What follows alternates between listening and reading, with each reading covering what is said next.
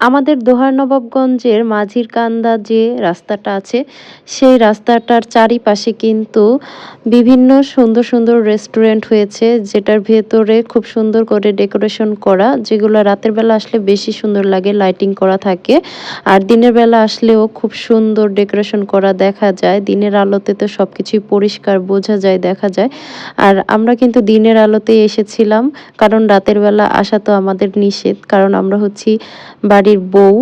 যাই হোক, ঘুরতে পারি এটাই মাশাআল্লাহ, আলহামদুলিল্লাহ। অনেকে তো বাইরে যেতেও পারে না।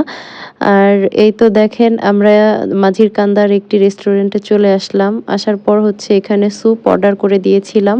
অনেকদিন ধরেই থাই স্যুপটা খাওয়া হচ্ছে না। আর আমার ছেলেও এটা বেশ মজা করে খেয়েছে মাশাআল্লাহ। আর এই রেস্টুরেন্টের স্যুপটা অনেক বেশি ভালো ছিল, টেস্টি ছিল আসলে। অনেক দোকানে আছে যাওয়ার পর টেস্ট ভালো থাকে না। তবে এই দোকানের টেস্টটা, মানে এই রেস্টুরেন্টের টেস্টটা ভালোই ছিল।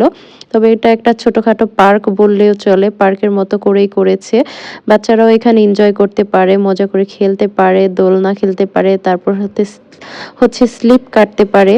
তো এখন হচ্ছে সন্ধ্যা হয়ে গেছে। এই মুহূর্তে আমরা চলে যাব। কিছু, কিছু লাইটিং তো অন করে দেওয়া হয়েছে।